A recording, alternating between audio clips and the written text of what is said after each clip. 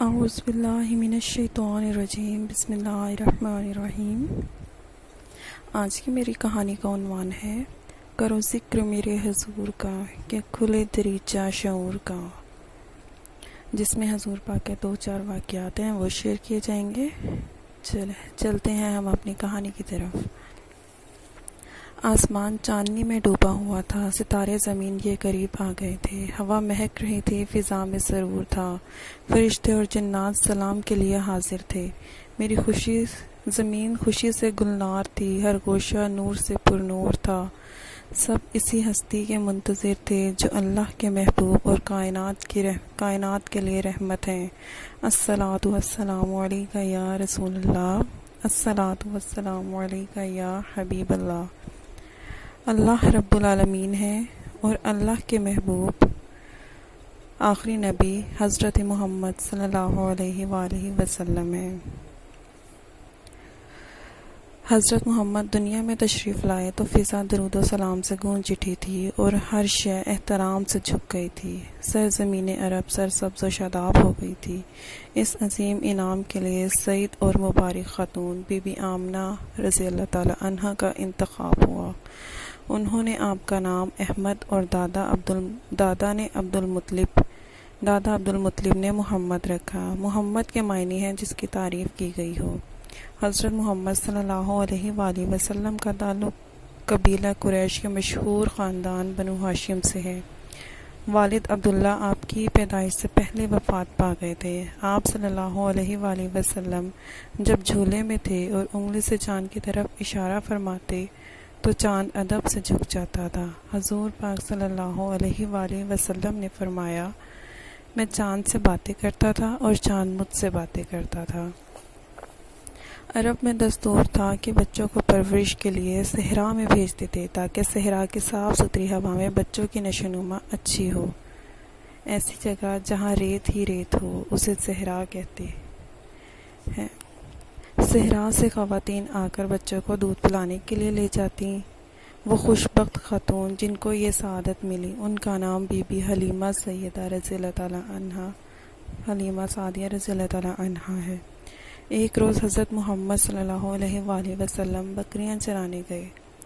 تھوڑی دیر بعد be be Halima کا بیٹا دوڑا گھر آیا اور کہا، اماں، میرے قریشی بھائی کو 2 اجنبی ساتھ لے گئے۔ بی بی حلیمہ اور ان کے شوہر یہ سن کر گھبرا گئے اور چراگاہ کی طرف دوڑے۔ حضرت محمد صلی اللہ علیہ وآلہ وسلم کو وہاں دیکھ کر انہوں نے اللہ کا شکر ادا کیا۔ آپ صلی اللہ علیہ وآلہ وسلم نے بتایا کہ سفید لباس میں 2 افراد آئے۔ انہوں نے میرا سینہ پیٹ تک چاک کر کے دل نکالا، پھر پانی سے بھرے ہوئے خوبصورت طشت میں دل کو دھو کر سینے میں واپس رکھ دیا اور دل پر مہر لگا کر پیٹ اور سینے کو سی دیا۔ بی بی حلیمہ اس واقعے سے گھبرا گئیں اور حضور پاک کو ان کی والدہ کے پاس مکہ لے گئیں اور انہیں تفصیل بتائی۔ سعید خاتون بی بی آمنہ رضی اللہ تعالی عنہا نے پریشانی کا اظہار نہیں کیا اور اطمینان سے فرمایا، جب میرا بچہ محمد پیدا ہوا تو میں نے دیکھا کہ میرے بدن میں سے نور نکلا اور اس سے شام کے محلات روشن ہو گئے۔ سبحان اللہ۔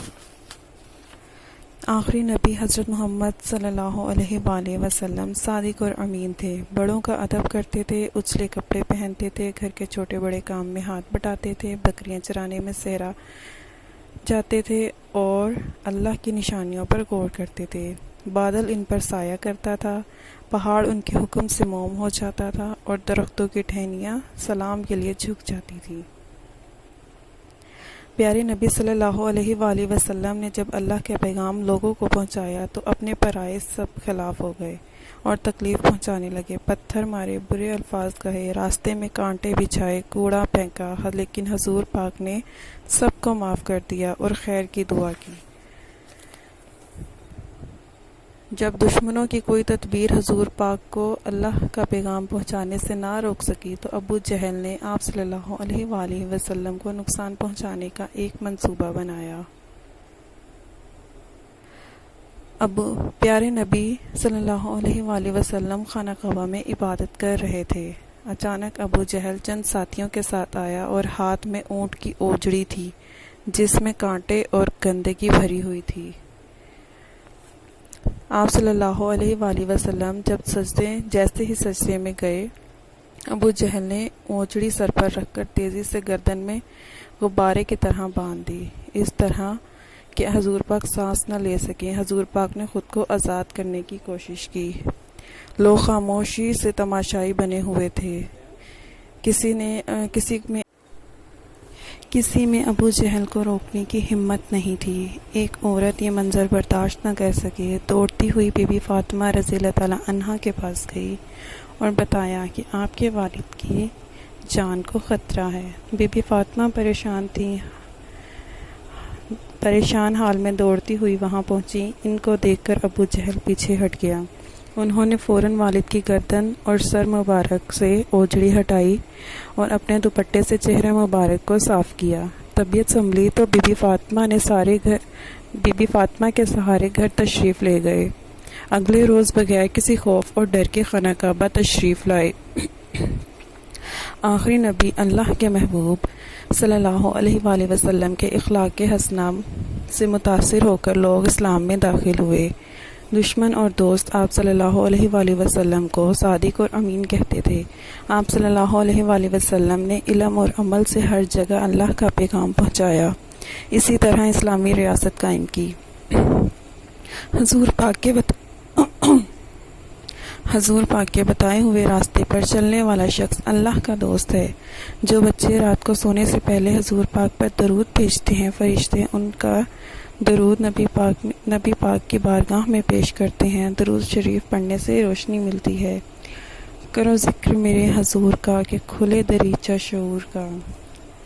اگر آپ کو یہ میری ویڈیو پسند آئی ہو، میری ویڈیو میں کمنٹ کیجیے گا، اگر پسند آئے اس کو لائک کیجیے گا، شیئر کیجیے گا،